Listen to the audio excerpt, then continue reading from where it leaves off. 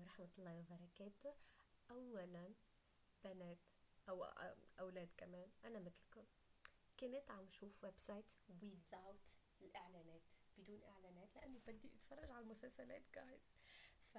وأخيرا لقيت هذا الويب سايت وبدون إعلانات، وكتير فرحانة لهيك أنا راح عملت هذا الفيديو.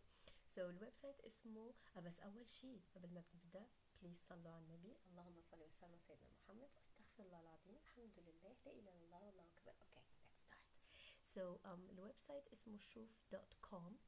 مثل ما بتشوفوا هون فيكم تتفرجوا على كتير اشياء، مسلسلات، افلام، برامج تلفزيون which is good. وما بعرف شو هاد honestly I have no idea about this. المسلسلات لو بدكم مثلي مسلسلات تركية، في مدبلجة وفي مترجمة كمان. في انديان تو. بس انا هاي المدة عم حب المسلسلات الباكستانية بشكل غريب، عن جد كتير حلوين، لا تستغربوا guys I know، بس كتير حلوين والله. ف اوكي let's start seeing this website بقى. خلينا ننزل مثلا، خليني اشوف اكتر شي بحبه. مثلا هذا المسلسل تكبسوا هيك، let's go شوي. أنا والجارات دايما عنا قعدة القهوة مع كعكة أوسم، ما عدا إم باسم بتفضل تغط البيتي بير بالقهوة. اوكي بس هيك يا جماعة، عن جد بس هيك.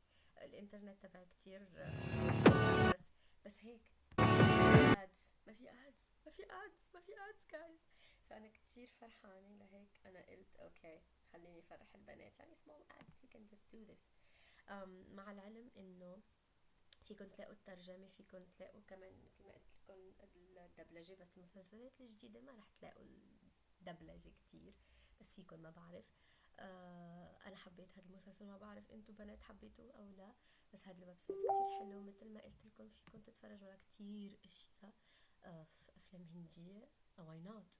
اوكي I think اليوم رح اتفرج على شي واحد. اوكي girls and boys، انا اسفة. شكرا انكم تفرجتوا، بس لا تنسوا انكم تستغفروا.